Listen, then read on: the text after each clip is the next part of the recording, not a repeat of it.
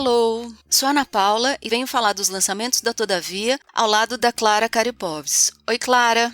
Oi, Ana. Oi, gente. Em março temos ensaios, romances de estreia, autores com novos lançamentos imperdíveis, mas, como sempre, antes de apresentarmos essas novidades, começamos o episódio com o quadro Primeiras Impressões, em que convidamos a livreira Tice, da Gato Sem Rabo, aqui de São Paulo, para falar de Clara da Luz do Mar. Vamos ouvir?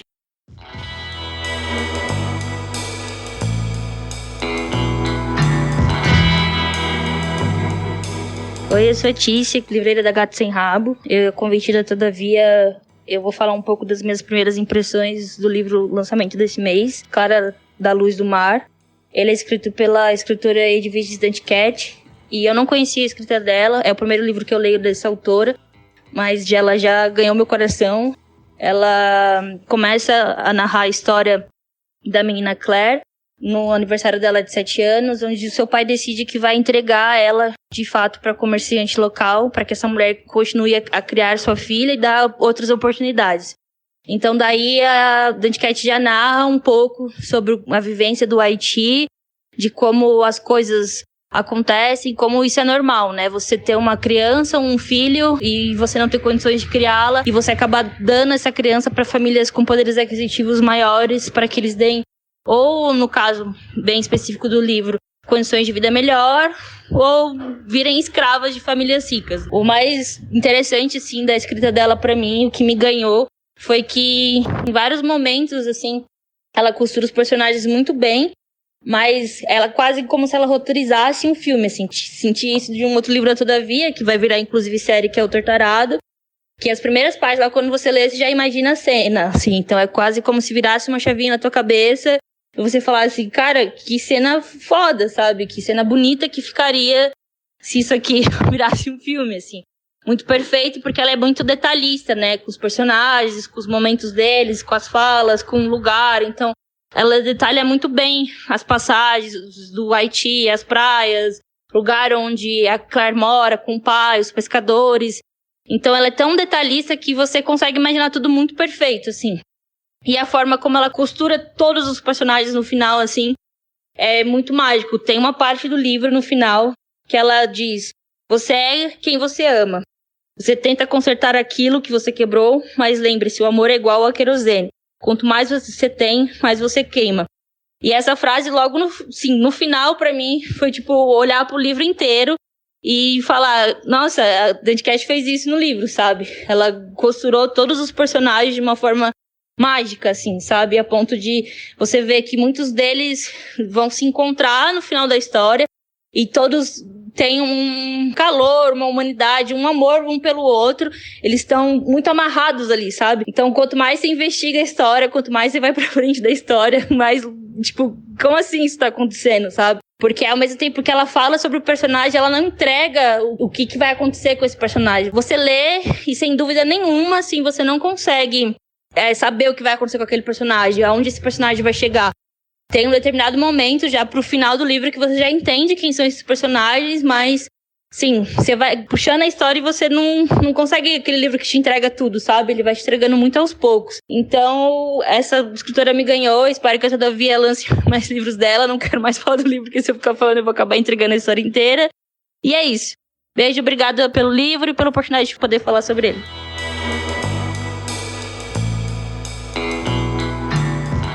Clara da Luz do Mar, de Edwidge Danticat, foi o livro escolhido para o clube de assinaturas TAG pelo escritor Calafia Palanga, autor de Também os Brancos Sabem Dançar, que a Todavia lançou em 2018.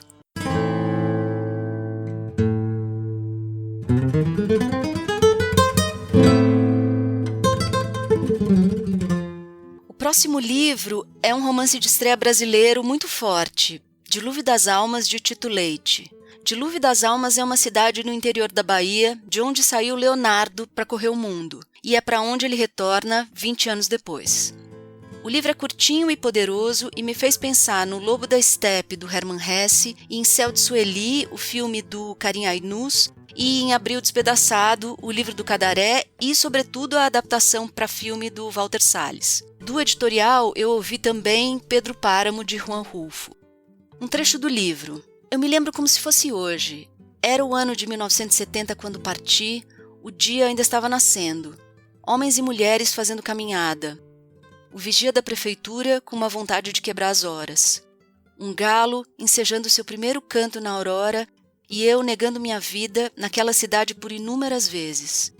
Não esperei as trevas se esvaírem completamente e fugi de Dilúvio das Almas. Fugi da minha família e do meu sertão. Fui embora sem dizer adeus ou algo do tipo, um dia eu volto e quem sabe não me demore. Na saída, nem sequer sacudi a poeira. Joguei fora os sapatos e segui em frente.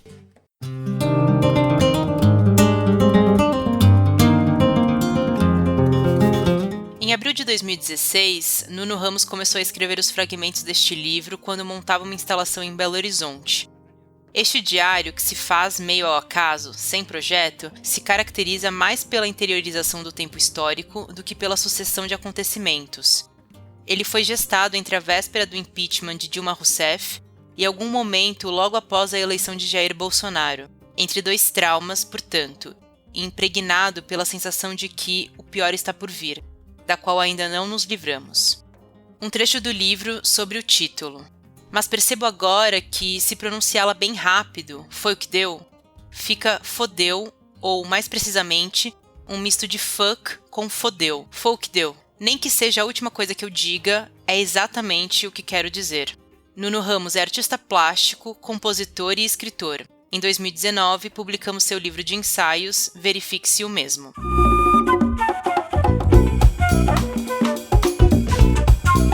Ainda tem mais lançamentos pra gente falar hoje, mas antes um recado. Se você não quer perder nenhum novo episódio do Quarta Capa, nos siga nesse tocador aí em que você está nos ouvindo. Ajuda muito também dar uma nota pra gente no Apple Podcasts e no Spotify, que agora passou a ter essa função. Então vamos agora pro próximo lançamento.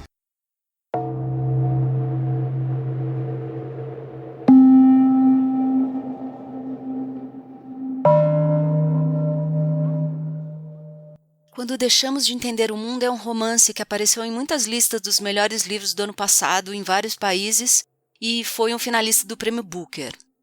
Alquimistas, químicos, matemáticos e físicos protagonizam jornadas épicas e angustiadas para desenvolver experimentos e teorias que vão alterar os limites do conhecimento e mudar para sempre a vida humana. Um pigmento inventado no século XVIII dá origem a um veneno que ensejará assassinatos e genocídios 200 anos mais tarde.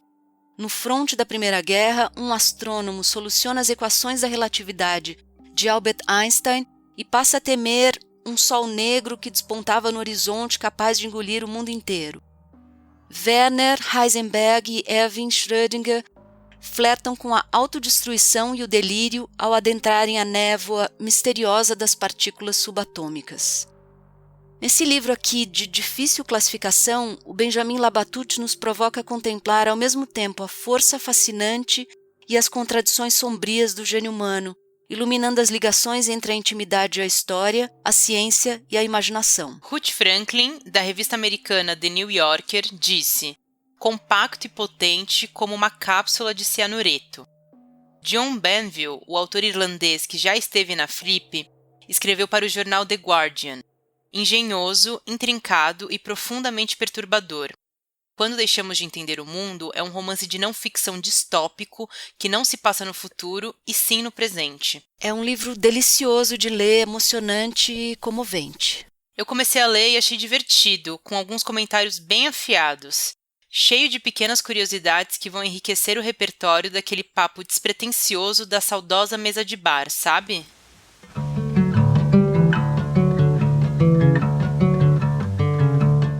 Em As Visionárias, Wolfram Eilenberger nos oferece a história de 4 vidas: Ayn Rand, Simone Weil, Hannah Arendt e Simone de Beauvoir.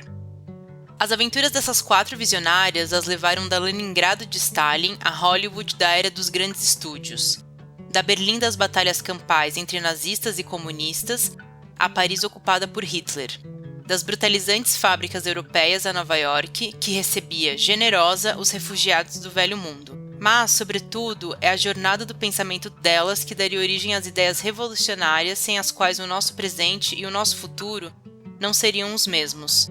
Suas trajetórias mostram como a filosofia também pode ser uma forma de vida, e são um testemunho impressionante do poder libertador do pensamento. A revista Der Spiegel disse que o livro tem uma abordagem original e convincente e é escrito com elegância, proximidade, sentido de humor e com uma empatia que emociona. O leitor fica mais sábio enquanto se diverte.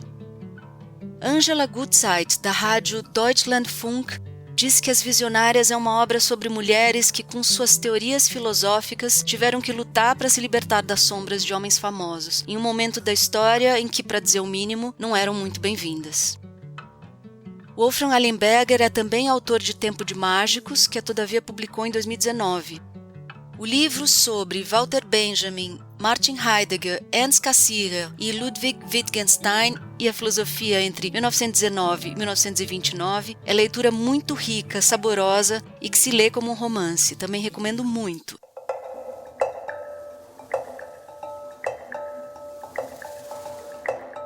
Um Tambor Diferente é uma obra clássica do século XX que foi redescoberta em 2018 pela jornalista norte-americana Catherine Schulz em um improvável brechó na zona rural de Maryland, como ela mesma conta no prefácio que acompanha o livro.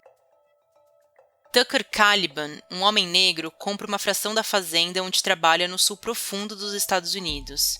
Mas essa não é uma fazenda qualquer, foi ali que viveram seus antepassados. Mas um dia, sem nenhuma razão aparente e sob os olhos de seus vizinhos, brancos e negros, ele salga a terra, mata seus poucos animais, incendeia a casa e parte com a família para um lugar desconhecido. Um evento que impressiona pela violência e precipita um êxodo, uma diáspora dentro da diáspora, até que não haja mais nenhuma pessoa negra na região, deixando os vizinhos remanescentes, pessoas brancas, em estado de perplexidade. Itamar Vieira Júnior, na orelha do livro, diz: se a permanente violência racial é uma chaga na história das pessoas negras e reverbera na imensa desigualdade que continua a assolar nossos dias, o fardo da culpa que recai sobre as pessoas brancas também pode ser devastador, alimentando uma cisão dolorosa, cruel e sem fim que diminui a humanidade. A New York Times diz que Kelly uniu ficção e realidade para construir um universo cuja amplitude e complexidade o fizeram ser comparado a James Joyce e William Faulkner.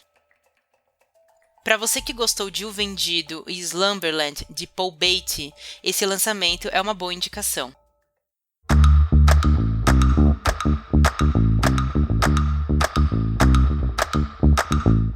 Para saber mais de todos os livros que falamos aqui, acesse o site da Todavia, em todavialivros.com.br.